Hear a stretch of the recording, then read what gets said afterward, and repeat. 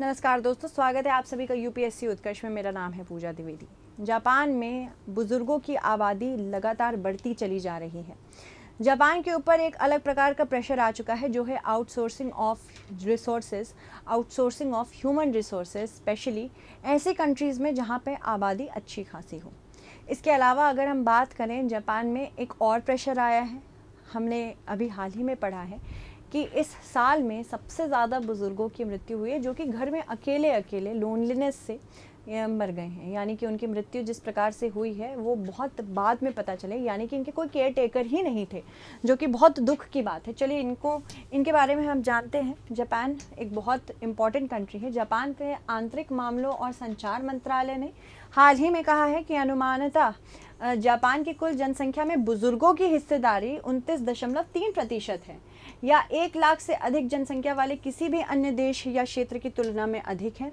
सरकारी आंकड़ों के अनुसार जापान की बुजुर्ग आबादी 36.25 मिलियन के रिकॉर्ड स्तर पर पहुंच गई, जिसमें 65 वर्ष या उससे अधिक आयु के बुजुर्ग अब जापानियों की लगभग 1/3 आबादी के बराबर हैं। सिर्फ यही नहीं, जापान में बर्थ रेट भी बहुत कम हो चुका है। तो आप इस देश की प्रॉब्लम समझने की कोशिश करें। जब बुजुर्ग इतने ज़्यादा हो जाएंगे तो सरकार के ट्रेजरी पे एक बहुत बड़ा प्रेशर आएगा, इनको लगातार पेंशन देना और वेलफेयर स्कीम्स इनके लिए चलाना।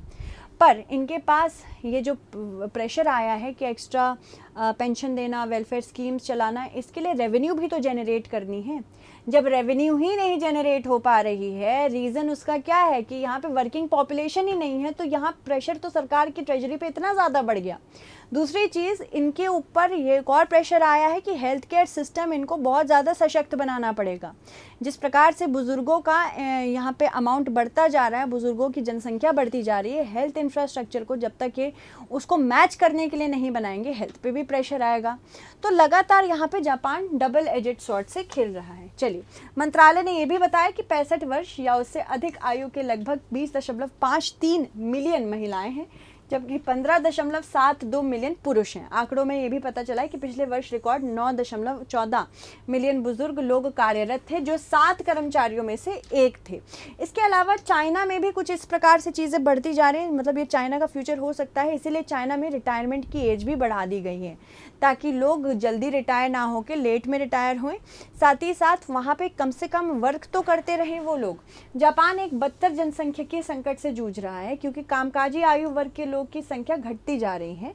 उन्हें वृद्धों के लिए स्वास्थ्य देखभाल और कल्याण संबंधी बढ़ती लागतों का सामना भी करना पड़ रहा है। जापान की जनसंख्या में 1 अक्टूबर तक 595,000 की गिरावट आई, जो लगातार 13वें वर्ष में गिरावट का संकेत है। टोक्यो स्थित राष्ट्रीय जनसंख्या एवं सामाजिक सुरक्षा अनुसंधान संस्थान ने अनुमान भी लगाया है कि 2040 तक जापान की जनसंख्या में बुजुर्ग लोगों की संख्या 34.8% होगी।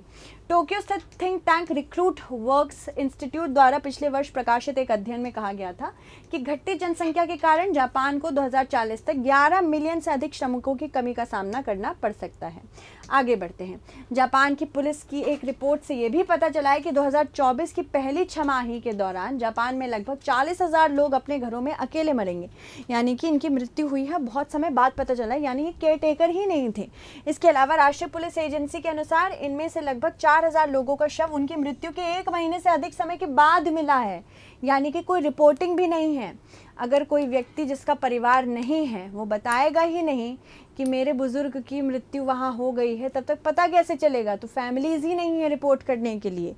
इसके अलावा ये तो बहुत दुख की बात है, 130 शवों का पता 1 वर्ष तक भी नहीं चला। 130 शव ऐसे थे जिनके बारे में 1 वर्ष तक भी नहीं पता चला था।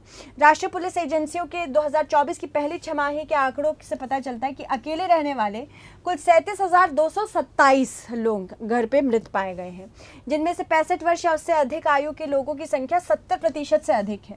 संयुक्त राष्ट्र के अनुसार जापान में वर्तमान में विश्व की सबसे वृद्ध आबादी रह रही है।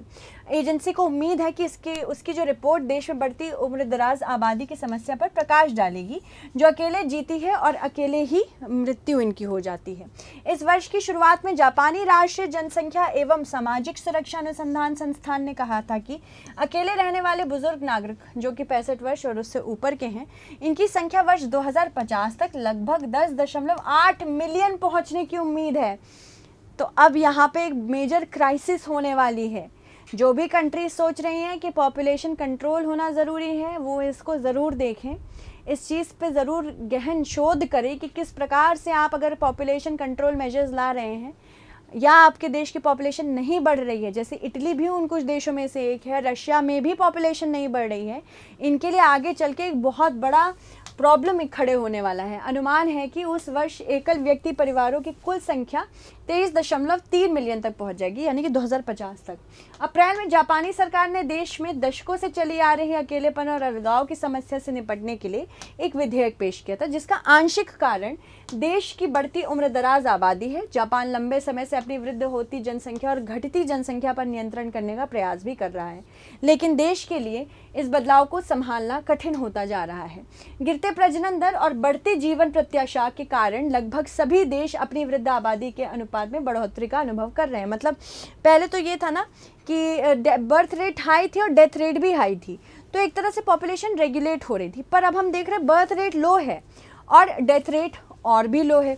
तो बर्थ रेट लो होने की वजह से क्या होता है, जन्म दर अगर कम हो रहा है तो यंग पॉपुलेशन गिरती चली जाएगी, और डेथ रेट अगर बहुत ज़्यादा लो है तो यहाँ पे क्या होगा कि जो डेथ रेट की वजह से कम होने की वजह से वृद्धों की जनसंख्या बढ़ती चली जाएगी। तो यहाँ पे मैच ही नहीं है कोई, पॉपुलेशन स्टैग्नेंट हो जाएगी और एक समय के बाद मृत्यु होने के बाद क्या होगा, पॉपुलेशन गिरने लगेगी। संयुक्त राष्ट्र के जनसंख्या अनुमानों के अनुसार 65 वर्ष और उससे अधिक आयु वर्ग की संख्या वर्ष 2019 में 703 मिलियन थी। इसके अलावा जो वर्ष 2050 में दोगुनी होकर 1.5 बिलियन हो जाएगी। इस प्रकार वैश्विक जनसंख्या में वृद्धों की हिस्सेदारी कुल 16% हो जाएगी। भारत जैसे विकासशील देश तेजी से वृद्ध आबादी के बढ़ने का अनुभव भी कर रहे हैं। विश्व स्वास्थ्य संगठन के अनुसार वर्ष 2050 तक भारत की वृद्ध आबादी मौजूदा 60 मिलियन से बढ़कर 227 मिलियन हो जाएगी। इसके अलावा तदनुसार वृद्धावस्था निर्भरता अनुपात 9.8 से बढ़कर 20.3% हो जाएगा। इस प्रकार भले ही जनसंख्या के लाभांश आर्थिक समृद्धि सहायक हो, लेकिन वृद्ध आबादी की वृद्धि और पेंशन प्रणालियों पर बढ़ता दबाव सरकार के प्रयासों को प्रभावित भी कर सकता है। तो अगर हम बात करें भारत में कितने बुजुर्ग हैं, यानी कि जो 60 या 60 वर्ष से अधिक के लोग हैं, 10.4 करोड़ लोग हैं, जिसमें से 5.3 महिलाएं हैं और 5.1 पुरुष हैं। और भारत में बुजुर्गों की संख्या 2050 तक 3 गुना हो जाएगी। पिछले दशकों में क्योंकि साइंस एंड टेक्नोलॉजी बढ़ी है, मेडिसिन फील्ड बढ़ी है, तो इससे यहाँ पे जीवन प्रत्याशा बढ़ती चली जा रही है, लाइफ एक्सपेक्टेंसी बढ़ती चली जा रही है। तो हमने देखा है कि 2011 के बाद 1991 के बाद एक तीव्र अपवर्ड ट्रेंड हम देख रहे हैं। 46.1% बुजुर्ग नौकरी भी करते हैं उसमें। इसके अलावा 1.5 करोड़ बुजुर्ग अकेले रह रहे हैं, इनमें से 3/4 महिलाएं हैं। 60 से ऊपर की बात करें तो 10% कहीं भी आने जाने में असमर्थ हैं, 10% कभी ना कभी अस्पताल में भर्ती भी रहे हैं। जो 70 वर्ष की आयु से अधिक हैं, 50% से ज़्यादा किसी न किसी लंबी बीमारी से पीड़ित हैं, और हाइपरटेंशन, दिल की बीमारी और कैंसर सबसे ज़्यादा है इस पे। 10% बुजुर्गों की मौत की वजह सांस की बीमारी हो चुकी है। ये उंडेसा, NCBI और सेंसस की रिपोर्ट हम बता रहे हैं। इसके अलावा भारतीय जनसंख्यिकी में वृद्ध होती आबादी महत्वपूर्ण परिवर्तन को भी दर्शा रही है। जो 2011 की जनगणना है 2021 में होने वाली थी, बट क्योंकि कोविड-19 आ गया जिसकी वजह से हमने जनगणना नहीं की, तो यहाँ पे 2011 की जनगणना से हम चल रहे हैं। 60 वर्ष या उससे अधिक आयु के व्यक्ति कुल जनसंख्या के 8.6% है। यह आंकड़ा वर्ष 2050 तक बढ़कर 19.5% हो जाएगा। साथ ही साथ भारत में प्रजनन स्तर में गिरावट आ रही है एवं दीर्घायु के कारण भविष्य में आबादी में वृद्ध लोगों की संख्या व हिस्सेदारी अधिक होने वाली है। तो जिस चीज़ से जापान जा रहा है, बहुत सारी कंट्रीज उस चीज़ से जाने वाली, जिसमें रूस, इटली, साउथ कोरिया भी हैं, और भारत भी कभी ना कभी होगा, चीन भी है। इससे जनसंख्यिकी में 2 महत्वपूर्ण परिवर्तन आने की उम्मीद है। पहले क्षेत्रों में जनसंख्या का असंतुलित वितरण एवं दूसरा विषम आयु संरचना। ठीक है। इसके अलावा अगर बात करें 20% बुजुर्ग आबादी का मतलब होता क्या है, अगर ये पहुंच गया आगे चल के, तो इसमें 1971 में कहते थे यंग इंडिया अग्रणी इंडिया ले रहा है, तो क्योंकि तब महज 5.3% आबादी ही ऐसी थी जो 60 से ऊपर थी। धीरे धीरे ये आंकड़ा बढ़ने लगा है। 2017 में 8.2% और 22 में 10.5% की आबादी की उम्र 60 से अधिक रही है। 2036 में 15% और 2050 तक 20% हो जाएगा। 2050 में देश की 166 करोड़ की आबादी में 20 30% यानी 35 करोड़ लोग बुजुर्ग होंगे। यह संख्या अमेरिका की कुल आबादी के ही बराबर है। सदी के अंत तक यह 1/3 से अधिक आबादी 60 की उम्र के पार भी हो जाएगी और साथ ही साथ बुजुर्ग होती आबादी की देखभाल की चुनौतियां बढ़ेंगी। यहाँ पे कोई चुनौतियां, ये सबसे बड़ी बात तो केयर टेकर बनेगा। साथ ही साथ सरकार के ऊपर बहुत बड़ा प्रेशर आएगा पेंशन देने का या फिर अन्य वेलफेयर स्कीम्स देने का। स्वास्थ्य सेवा प्रणाली को बुजुर्गों का सुलभ और वहनीय देखभाल प्रदान करने की दोहरी चुनौती का सामना करना पड़ रहा है, जो मिश्रित बीमारी के बोझ को भी अनुभव कर रही है। यानी कि हर व्यक्ति को ज़रूरी नहीं है कि बीमारी, बहुत बार 2-3 बीमारियां एक साथ हो जाती हैं, जिसमें डायबिटीज़, बीपी, कैंसर सब कुछ इंक्लूडेड है। स्वास्थ्य सेवा तक पहुँच में बाधाओं में लिंग, जाति और आर्थिक स्थिति जैसे सामाजिक निर्धारक भी शामिल है, जिसके परिणाम स्वरूप अक्सर स्वास्थ्य संबंधी ज़रूरतें पूरी नहीं हो पाती हैं, खासकर अगर विधवाओं की बात करें और आर्थिक रूप से वंचित बुजुर्गों की बात करें तो। भारत में 40% से ज़्यादा बुजुर्ग सबसे गरीब वर्ग में आते हैं, जिनमें से लगभग 18.7% बिना किसी आय स्रोत के रह रहे हैं। यह आर्थिक कमजोरी उनके जीवन की गुणवत्ता को भी खराब कर रही है और चुनौतियां भी बढ़ा रही हैं।